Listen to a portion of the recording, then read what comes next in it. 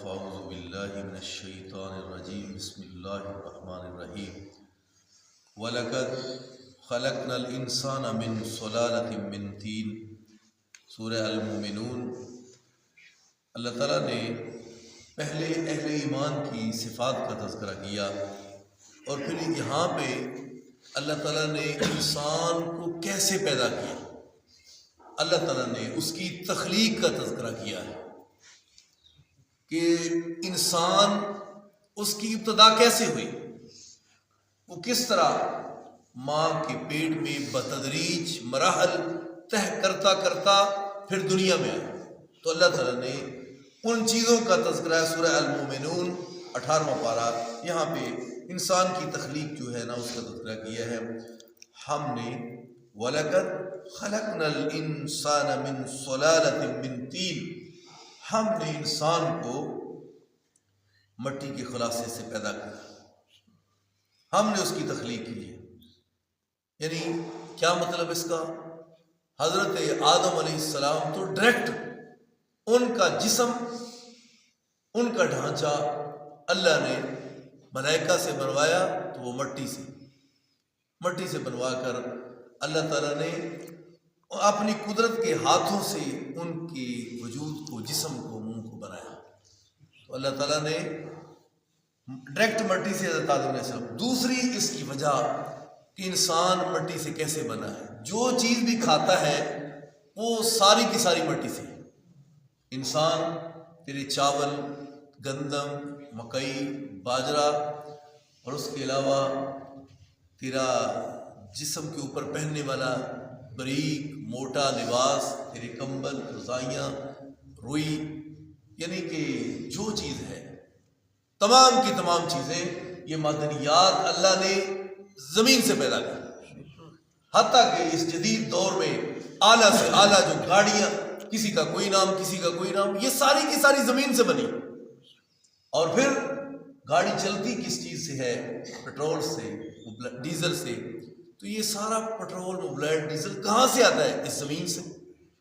انسان تو بھی زمین سے، تیری خوراک بھی زمین سے، تیرا مکان بھی اسی زمین سے، جو اپنے اوپر تو جسم کے اوپر لباس پہنتا ہے، بستر لیتا ہے، وہ سب کا سب، تیری گاڑیاں، جہاں سب کچھ زمین سے میں نے نکالا، سب کچھ بنا ہے تو زمین سے۔ تو اللہ تعالیٰ نے انسان کی تخلیق کا تذکرہ فرمایا۔ ثم جعلناہ نطفۃ فی قرار مکین، جو اس کا نطفہ ہے پھر اس کو ایک مضبوط جگہ میں رکھ دیا۔ ثم خلقنا النطفۃ علقۃ، پھر جو انسان کا جس سے تخلیق ہوئی ہے اللہ تعالیٰ نے اس کو رحم کی ایک دیوار ہوتی ہے، اس کے ساتھ جب ایسے چپٹا دیا، اس کے ساتھ وہ مل گیا، تو پھر آہستہ آہستہ وہی چیز کو اللہ نے خون میں تبدیل کر دیا۔ کس میں تبدیل کر دیا؟ خون میں تبدیل کر دیا۔ ثم جعلناہ نطفۃ فی قرار مکین ثم خلقنا النطفۃ علقۃ فخلقنا العلقۃ مضغۃ، پھر اللہ تعالیٰ نے وہی جو خون تھا اللہ تعالیٰ نے اس کو، اسی خون کو پھر اللہ تعالیٰ نے بوٹی کی شکل اختیار کی، جیسے لوتھڑا ہوتا ہے۔ فخلقنا العلقۃ مضغۃ فخلقنا المضغۃ عظاما، پھر جب وقت کے ساتھ ساتھ ایام گزرتے گئے، پہلے وہ کیا تھا؟ ایک نطفہ پانی، پھر اس کو اللہ تعالیٰ نے کیا شکل دی؟ ایک خون کی، لوتھڑے کی۔ پھر اس کے بعد فخلقنا العلقۃ مضغۃ فخلقنا المضغۃ عظاما، پھر اس لوتھڑے کو اللہ نے ہڈی، یعنی اس میں ہڈی بھی ڈال دی۔ فخلقنا المضغۃ عظاما، عظام کس کو؟ ہڈی۔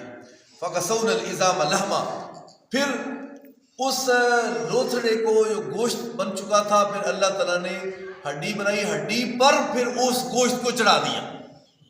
یہ اللہ کی مرضی ہے، وہ کیسا کمال کا کاریگر ہے۔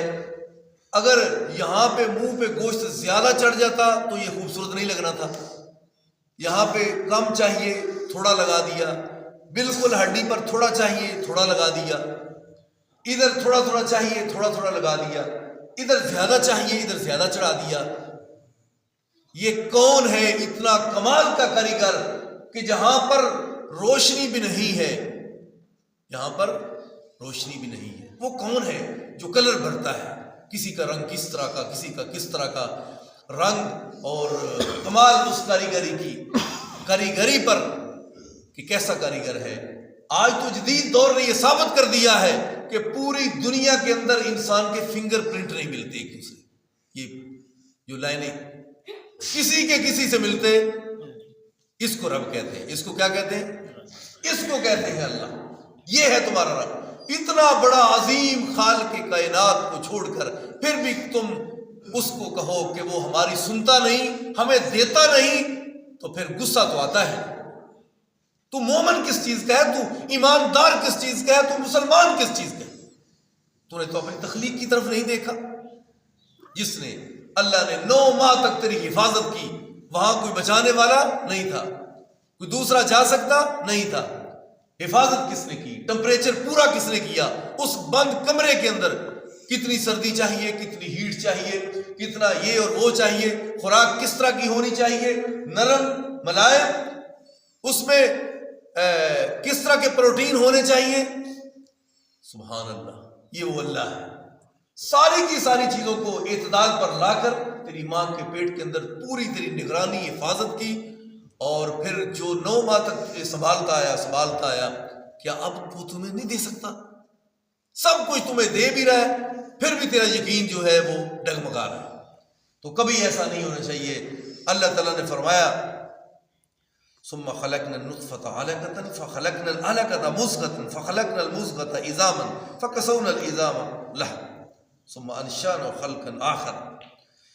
پھر ہم اس کو تخلیق کے آخر پر لے، یہ بتدریج ہے، بتدریج 3 مراحل ہیں تخلیق، 3 مراحل۔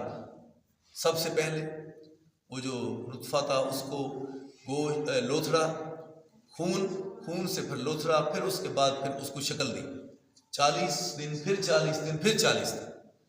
اس کے بعد یعنی اس کو لوگ مردہ کہتے ہیں، حالانکہ مردہ نہیں، جو سپرم لیے گئے ہیں وہ تو زندہ ہے، زندگی ہے۔ اور اس کے بعد پھر اللہ تعالیٰ نے فرشتے کو بھیجا کہ جاؤ اس کے اندر، وہی عالم ارواح کے اندر جو روحوں کی ساری فرشت رکھی ہے نا، وہاں سے اس کی روح اٹھاؤ، اس کے ساتھ لا کر ٹچ کر دو۔ تو انسان کو اللہ تعالیٰ نے اس طرح کر کے اس کو پیدا کیا۔ فتبارک اللہ احسن الخالقین، فتبارک اللہ احسن الخالقین۔ اللہ کیسا عظمت اور شان والا ہے، کیسی برکت والا ہے، کہ جس نے کمال کی بڑی خوبصورت تخلیق کی ہے۔